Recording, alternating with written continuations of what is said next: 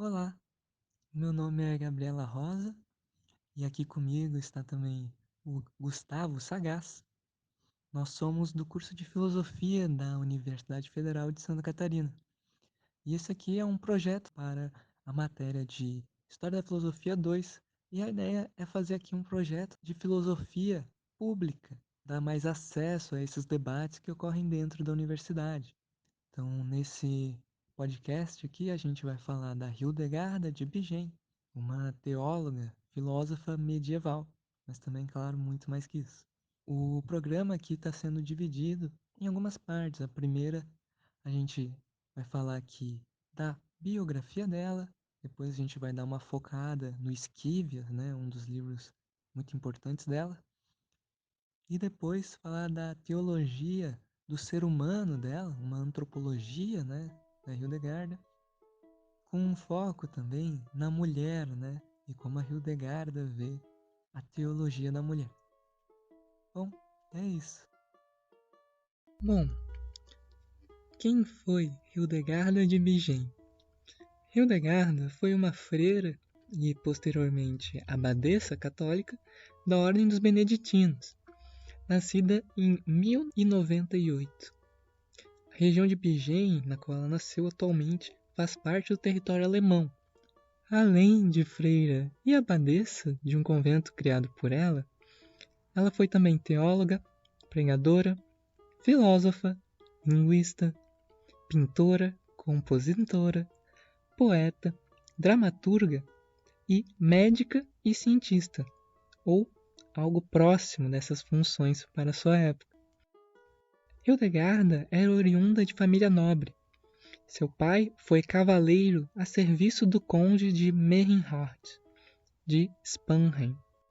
Em plena época da Segunda Cruzada e da Inquisição, período de 1147 a 1149, ela produz uma obra imensa que abrange diversas áreas do conhecimento. É dito que desde cedo, por volta dos 6 anos de idade, Hildegarda começou a ter visões espiritualistas que continuaram pelo resto da sua vida.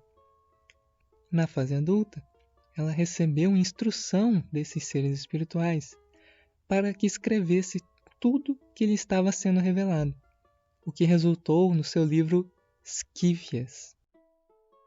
Hildegarda contava com 38 anos de idade quando foi indicada para assumir a posição de abadesa. No entanto, ela não aceitou a indicação e pediu que fosse realizada uma votação, da qual ela acabou saindo vencedora. Posteriormente, conseguiu criar um convento exclusivo para mulheres. E Hildegarda tornou-se muito conhecida pelo seu trabalho como terapeuta, médica, conselheira espiritual e profetisa, a tal ponto que muitos procuravam ela para solucionar problemas. Hildegarda também foi uma das primeiras pessoas a quem o processo oficial de canonização foi aplicado. Houve 4 tentativas de canonização antes da que de fato formalizou esse processo. Foi em 10 de maio de 2012 em que o Papa Bento XVI concedeu a canonização, além de também conceder o título de doutora da Igreja a Hildegarda. A última tentativa de canonização havia sido do Papa Inocêncio IV, em 1244. Mas mesmo sem ter o estatuto oficial de santa, Hildegarda já era objeto de devoção de longa data, porque seu nome já constava no martirólogo romano no final do século XVI, com o título já de santa. Algumas de suas biografias dão conta de que, no momento de sua morte, várias pessoas em Rupertsberg teriam visto 2 arcos cruzando-se no céu. Em seu ponto de inserção, haveria uma cruz luminosa. As relíquias de Hildegarda mantêm-se até hoje na igreja paroquial de Eibingen, perto de Rudensheim, no Reno.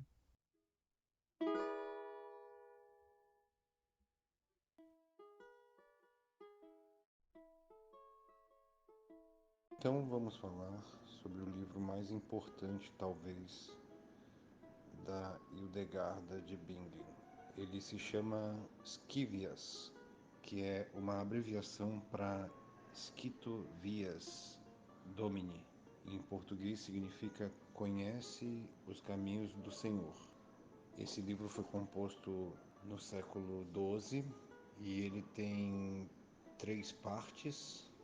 E na última parte ele tem também uma peça musical chamada Ordo Virtutum, que significa Ordem das Virtudes. Então, o livro tem a seguinte estrutura. Na primeira parte, ela relata 6 visões. Na segunda parte, ela relata 7 visões. E na última parte, são relatadas 13 visões. No início, ela descreve de forma breve a visão que teve e, em seguida, faz uma série de explicações acerca daquela visão. A primeira parte, ela conta uma história de criação e queda. Trata de Adão e Eva e o pecado original, numa narrativa diferente da narrativa da Bíblia. Na segunda parte, ela fala sobre a salvação do homem através de Jesus, da igreja e dos sacramentos. E na terceira parte, ela trata da vinda do reino de Deus através da santificação e do aumento de tensão entre o bem e o mal. O último capítulo trata do fim dos tempos. Tem também o Ordo Virtutum, que já foi falado, e que se trata de uma peça musical, um drama litúrgico ou um oratório que narra o combate de uma alma à procura da salvação eterna. E esse combate se dá entre as virtudes e o diabo. As virtudes que aparecem no Ordo Virtutum são a humildade, que é a rainha das virtudes, a caridade, o temor a Deus, a obediência, a fé e a esperança, a castidade, com quem Satanás se enfrenta inúmeras vezes, a inocência, o desprezo pelo mundo e a virgindade, o amor celestial, a disciplina e o pudor. Essas são as virtudes que aparecem no Ordo Virtutum em batalha contra o diabo. Então, ela vai narrando cada uma das visões, usando diversos símbolos, como exércitos, asas, fogo, brilho, castelos, anjos, leões em chamas, vira-latas caramelo. Não, vira-latas caramelo não, mas um cachorro púrpura. E a narrativa vem desde o pecado de Adão, que ali é a omissão de Adão, omissão em colher uma flor, até o final dos tempos, vai essa narrativa. Tendo como panorama ali o grande cisma das igrejas católica romana e a igreja ortodoxa, ela usa as figuras para doutrinar e para passar a filosofia dela, que tem muito a ver com uma ligação com a natureza. Ela usa muito os elementos da natureza e ela vai explicando através dessas figuras a importância de seguir-se os preceitos da igreja à luz dessas alegorias. Ela pinta o homem nessa cosmologia como parte ali da Trindade, porque para ela Deus é o homem foi criado por Deus, a segunda parte da Trindade, e a terceira parte da Trindade, a redenção através de Jesus Cristo. Isso à luz do que ela coloca ali, que o homem, apesar de ser dotado de razão, jamais vai conseguir conhecer Deus. Existe essa impossibilidade e que só através da fé que vai haver essa redenção e o posterior triunfo da igreja. E aparece essa filosofia das virtudes, principalmente a virtude da humildade, que são necessárias para o homem alcançar essa redenção.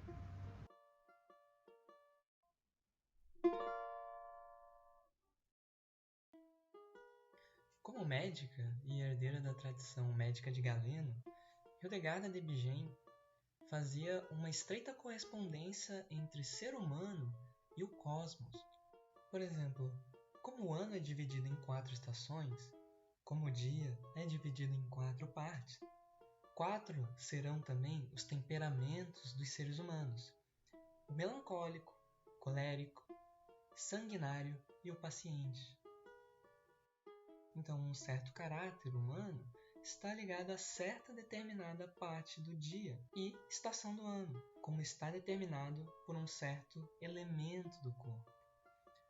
Então, o comportamento do humano, para Hildegarda, era capaz de alterar o meio ambiente e vice-versa, atribuindo assim uma irregularidade do clima ao estado incessante da inquietude humana. Sobre isso, Duran escreve em seu livro sobre Hildegarda: o dado mais original do pensamento de Hildegarda foi sua forte tendência a analisar tudo de uma certa perspectiva holística. Então, para Hildegarda, não faz sentido analisar um fenômeno específico isoladamente, mas é essencial ter uma visão de todos os múltiplos relacionamentos estabelecidos entre as suas partes.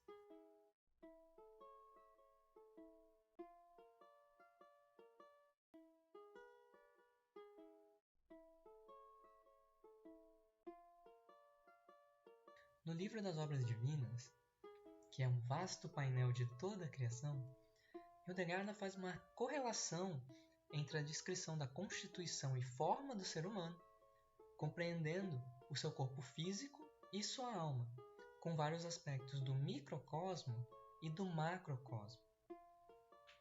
Então, corpo e alma são concebidos como uma unidade integral, onde as forças da natureza e do espírito interagem em harmonia e servem como um espelho para toda a obra da criação.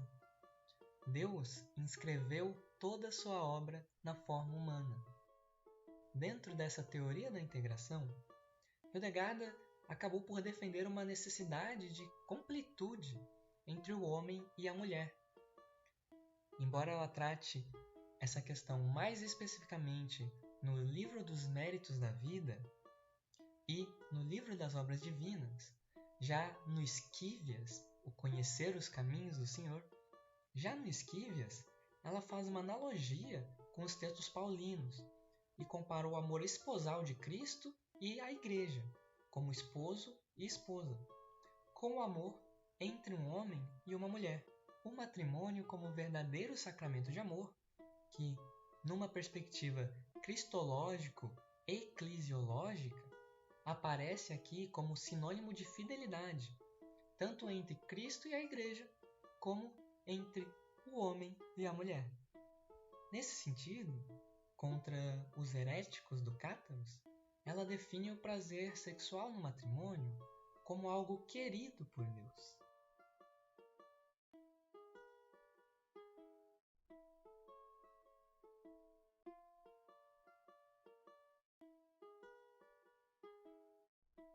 Mas é justamente nos livros do Mérito da Vida e das Divinas Obras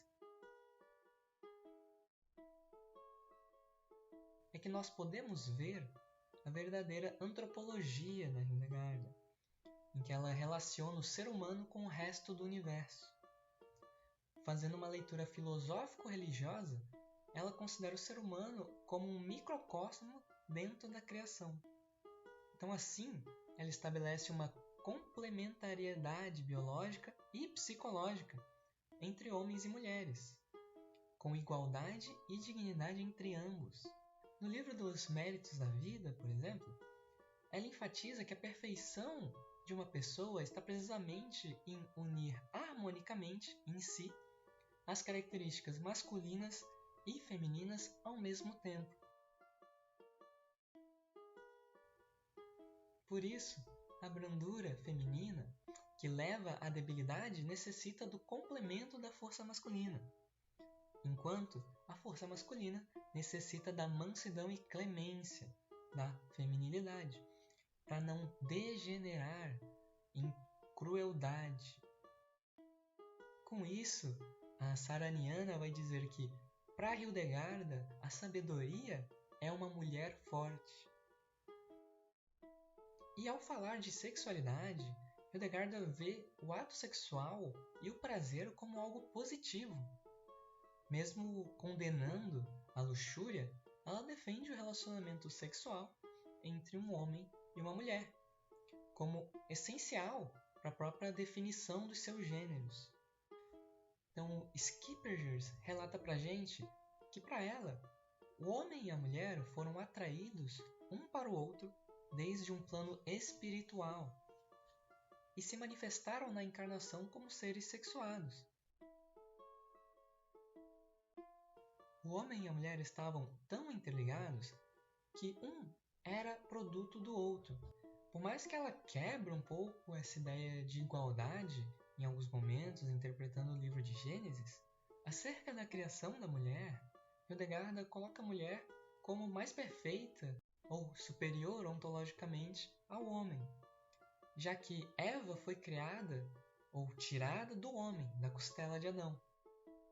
Eva não veio diretamente da terra como Adão. A mulher não veio da terra como o homem, mas de uma substância superior à terra, o próprio homem.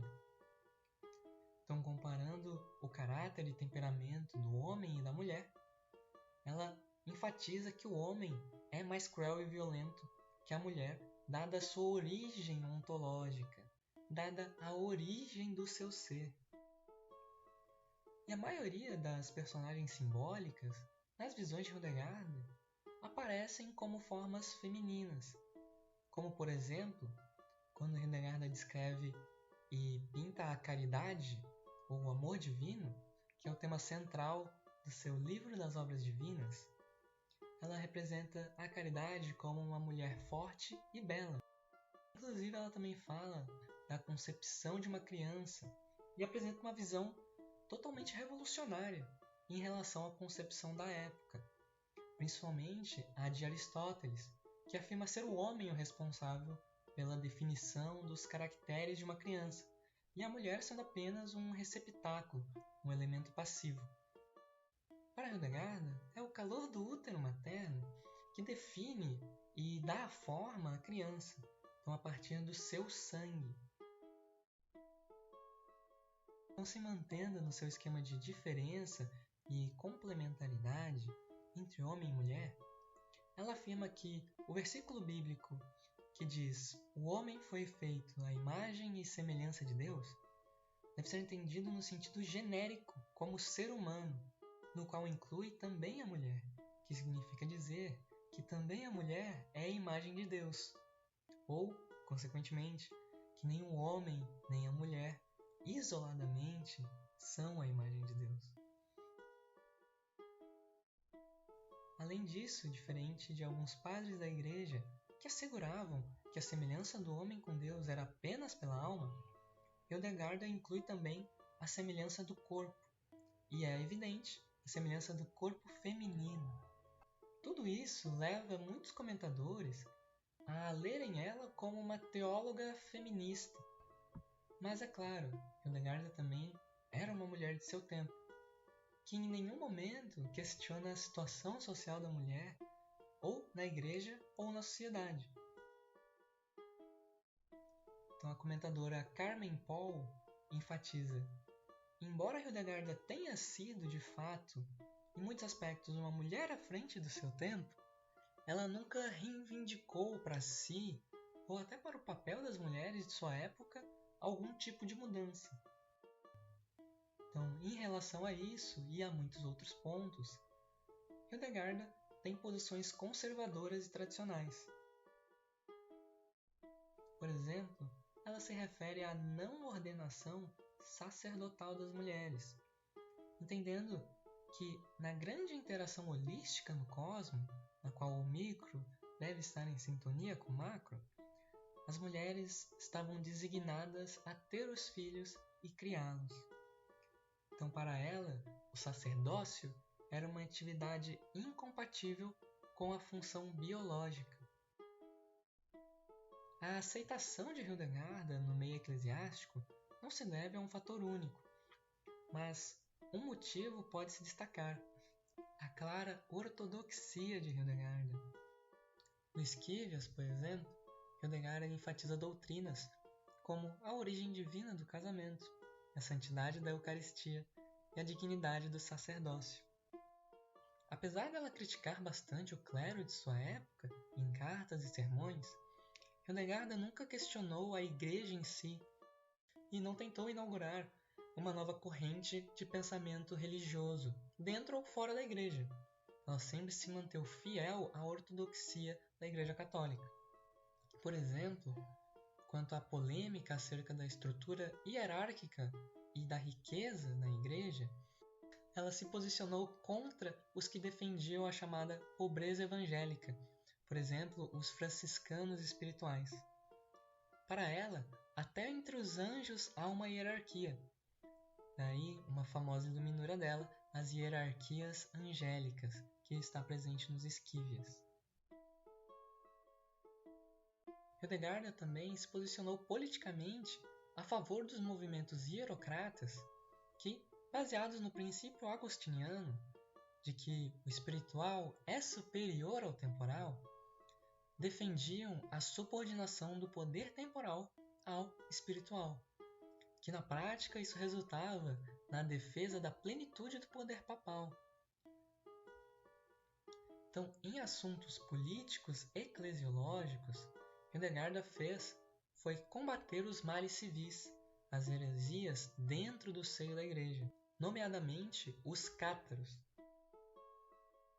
que chama de lobos em pele de ovelha, e a corrupção moral do clero. Portanto, ela estava longe de ser algum tipo de reformista da igreja.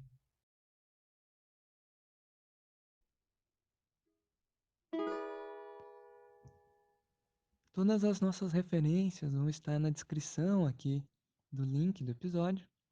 E também algumas sugestões, tanto algumas pinturas da Hildegarda que a gente menciona e também outras que a gente não menciona, para vocês darem uma olhada e poderem conhecer mais ainda essa escritora, né, essa filósofa aqui. Então, muito obrigado e é isso.